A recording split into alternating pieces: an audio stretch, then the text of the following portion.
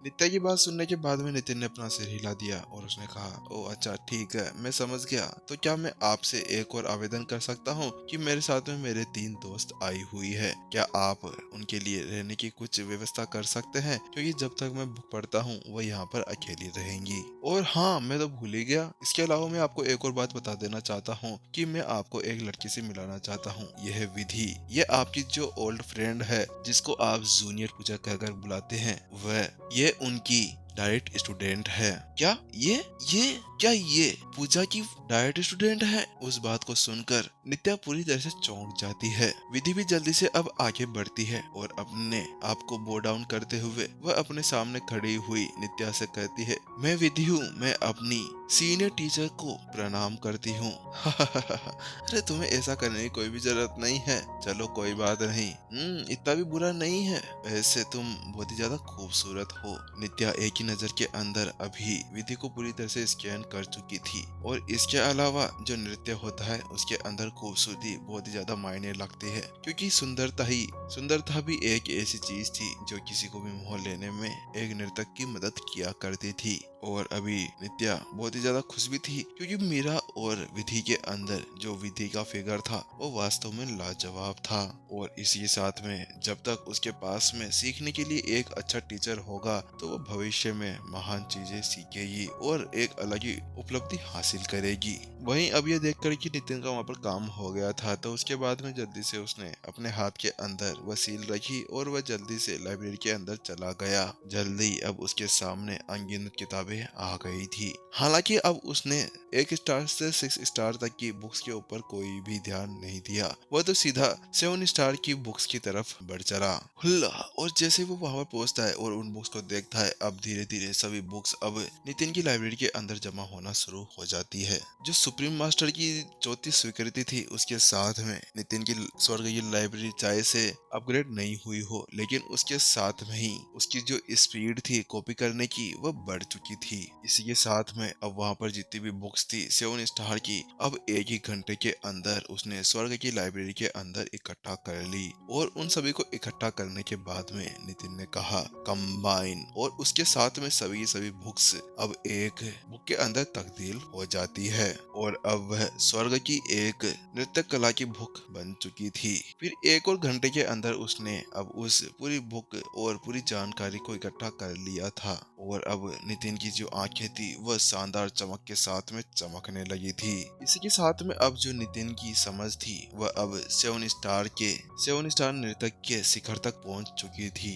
और ऐसा भी माना जा सकता है कि अभी वह 8 स्टार के नृतक के बराबर भी पहुंच चुका था। हालांकि अभी उसकी जो लेवल थी 7th लेवल स्टेज 2 की, उसके साथ में वह किसी भी 8 स्टार के नर्तक के साथ में नहीं टिक सकता था। उसके सामने जाते ही तो उसके लिए सबसे ज्यादा अच्छा यही होगा कि वहां से वह अपनी दुम उठाए और रफू चक्कर हो जाए, क्योंकि उसकी औकात नहीं थी किसी भी बड़े डांसर के सामने। ठीक है, तो मैंने इसके साथ में एक और सहायक व्यवसाय को अंदर एक और 7 स्टार की सील को प्राप्त कर लिया है। अब इसके साथ में मुझे 2 और व्यवसायों की जरूरत है, जिसके बाद में मैं भी एक 7 स्टार का मास्टर टीचर बन जाऊंगा। अब मुझे लगता है कि मुझे मूल्यांकन हॉल और पेंट्री गिल्ड के अंदर जाना चाहिए, क्योंकि उन दोनों व्यवसाय की जो परीक्षा है वो बहुत ही ज्यादा सिंपल है और उसके अंदर मुझे ज्यादा समय भी नहीं लगेगा। ऐसे ही बातें सोचते सोचते नितिन के चेहरे के ऊपर एक बड़ी सी खतरनाक भयानक सी स्माइल आ जाती है, क्योंकि जो बीस्ट टेमर गिल्ड था वह यहाँ से बहुत ही ज्यादा दूर भी था और जो उसकी परीक्षा होती है वह थोड़ी सी कठिन और कठोर भी होती है। इसी वजह से नितिन को वहाँ पर बहुत ज्यादा टाइम भी व्यर्थ चला जाता। इसीलिए उसने सोचा कि सीधा वह मूल्यांकन और पेंटिंग हॉल की तरफ चला जाए। अब थोड़ी देर के अंदर नितिन अब उस लाइब्रेरी से बाहर निकल आता है, लेकिन जैसे वो बाहर निकलता है तो वह देखता है कि गिल्ड लीडर नित्या और बाकी के छोड़े गए वहीं पर ही खड़े हुए थे। नितिन जल्दी से गिल्ड लीडर नित्या के पास में जाता है और वह एक बड़ी सी स्माइल के साथ में उनसे कहता है, गिल्ड लीडर नित्या, आपका धन्यवाद कि आपने मेरी यहाँ पर बहुत ज्यादा हेल्प की। हालांकि अब मुझे आपसे यहाँ से विदा लेनी होगी, क्योंकि मुझे और भी ज्यादा काम है और मुझे कुछ व्यवसायों के अंदर 7 स्टार की सील लेनी है। वहीं दूसरी तरफ ये देखते हुए कि अब नितिन वहां से जाने वाला है, तो हासना और सिमर भी आगे बढ़ी और उन्होंने अपनी मुट्ठी पकड़ते हुए वो डाउन किया और उन्होंने भी उनसे विदा विदा लेने को कहा। अच्छा, तो आप लोग जाना चाहते हैं। उसके बाद में नित्या ने अपना सिर हिला दिया और उसने कहा, तो ठीक है, आप लोग जा सकते हैं। हालांकि मैं अभी विधि को यहीं पर ही अपने पास में रखना चाहती हूँ। मैं उसको यहाँ पर कुछ प्रशिक्षण दूंगी। नितिन वहाँ पर थोड़ा सा चुप हो जाता है। उसके बाद में वह विधि की तरफ देखने लगता है और विधि समझ चुकी थी कि नितिन उससे क्या पूछना चाहता है। इसीलिए विधि ने कहा, हाँ नितिन, आप चिंता ना करें, मैं यहाँ पर ठीक रहूंगी और मुझे भी थोड़ा बहुत सीखना होगा।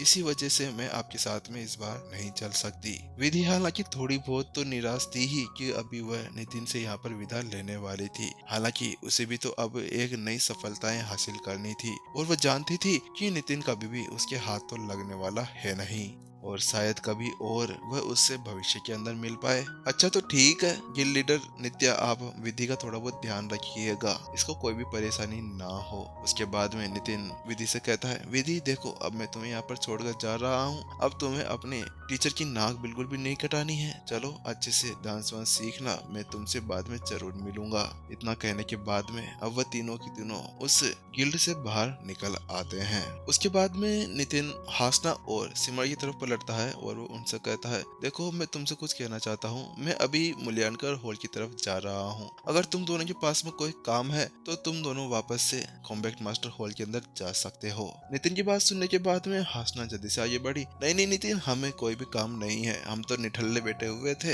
हमने सोचा कि हम भी थोड़ी देर बाहर घूम लेते हैं, चलो हम भी आपके साथ में चलते हैं। लेकिन ये देखते हुए कि अब वह दोनों भी उसके साथ में जाने की तैयार थे, नितिन ने अपना सिर हिला दिया और उसने कहा, ठीक है, तुम भी मेरे साथ में चल सकती हो। उसके बाद में जो हॉल मास्टर जगदीश ने नितिन को बताया था जिस डायरेक्शन के बारे में जहाँ पर मूल्यांकन हॉल स्थित था, उसका निर्धारण करने के बाद में वह उस तरफ जाने ही वाले थे कि अचानक से काले कपड़े पहना हुआ एक युवक पीछे से आता है और वह पूछता है, हे रुको, क्या तुम नितिन हो?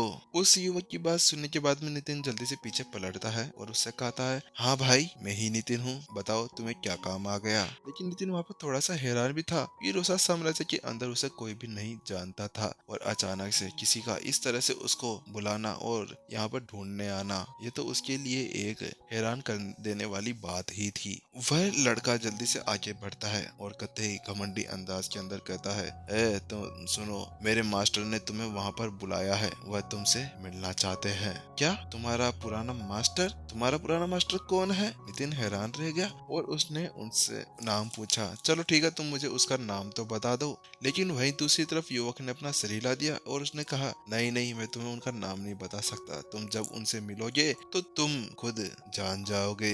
हो अच्छा, तो तुम मुझे घमंड दिखा रहे हो। ठीक है, अब तुम देखो नितिन का कमाल। तुम मुझे नहीं बताना चाहते तो मुझे माफ करना, मेरे पास में ये फालतू के लोगों से मिलने का कोई समय नहीं है और अभी मैं बहुत ही ज्यादा बिजी इंसान हूँ, इसीलिए तुम जा सकते हो। नितिन वैसे भी इस समय बहुत ही ज्यादा बिजी था और इसके अलावा एक ऐसा व्यक्ति जो किसी का नाम बताने के लिए भी तैयार नहीं था, तो वो फालतू में क्यों अपना समय उसके ऊपर बर्बाद करे। नितिन की वह बात सुनने के बाद में वह युवक हंसते हुए कहता है, मुझे पता था और मेरे मास्टर ने ये भी कहा था कि जो नितिन है वो तुम्हारी इस निमंत्रण को बिल्कुल भी नहीं ठुकराएगा। वही नितिन उसके उस तरह की बात को सुनकर परेशान और हैरान हो जाता है और वो उससे कहता है, क्या क्यों नहीं ठुकराएगा? अरे मेरी मर्जी मेरा शरीर, कोई ऐसा मायका लाल पैदा नहीं हुआ है जो उसकी बात मनाने के लिए मुझसे काम करवाए, इसीलिए तुम अपने रास्ते पे निकल लो, वरना यहाँ पर मुझे गुस्सा आ गया ना तो तुम धरती चाटते फिरोगे। नितिन ने गुस्से से उससे कहा, क्योंकि पहले तो एक वो एरोगेंट था और ऊपर से अब उसे सीधा वो धमकी दे रहा था।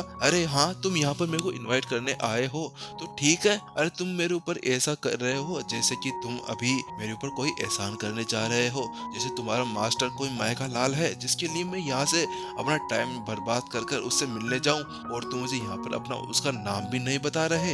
लेकिन उसके बाद में नितिन की बात सुनते ही वह युवक हंसने लगता है।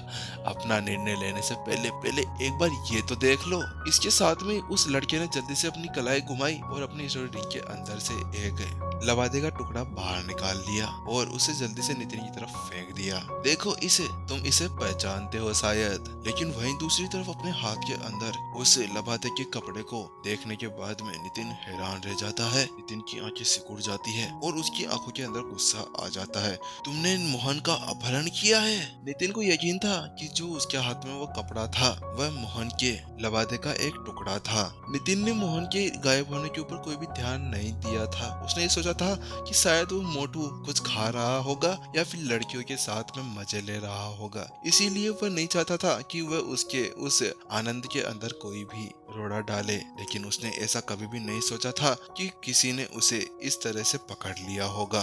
लेकिन इससे अलग नितिन ये सोच रहा था कि अगर उसे मेरे बारे में पता है कि मैं कौन हूँ तो उसके अंदर इतनी ज्यादा हिम्मत कैसे हो गई कि वह मेरे बटलर को पकड़ कर ले जाए। नितिन का इस तरह का चेहरा देखने के बाद में वह युवक हंसने लगता है।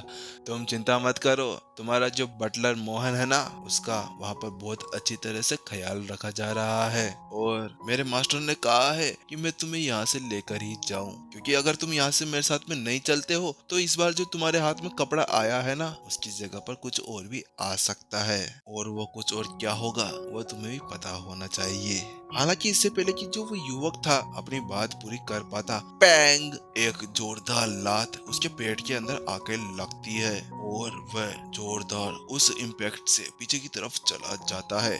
अभी वह जमीन के ऊपर खिसकते हुए जा रहा था, जहाँ पर अभी बहुत ही गहरा गड्ढा होता हुआ जा रहा था।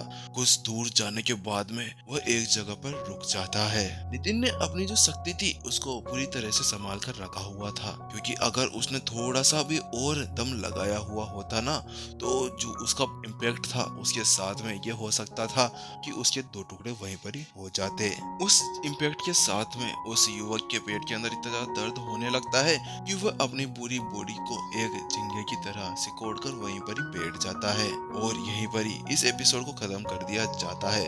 तो गाइस नेक्स्ट एपिसोड के अंदर देखेंगे कि मोहन के साथ में क्या हो रहा है और मोहन यहाँ पर किसके द्वारा पकड़ा लिया गया है और नितिन अब आगे क्या करने वाला है, इसका पता गाइस आपको सुबह मिलेगा। और गाइस मैं ऐसा कह रहा हूँ कि जो अपने एपिसोड है ना, 2 एपिसोड सुबह और 2 एपिसोड शाम को, क्योंकि गाइस बात कुछ ऐसी है कि जब मैं 4 एपिसोड एक साथ डालता हूँ ना तो उसका बेनिफिट ज्यादा नहीं मिल पाता है और फिर मेरे को भी अब थोड़ा बहुत है।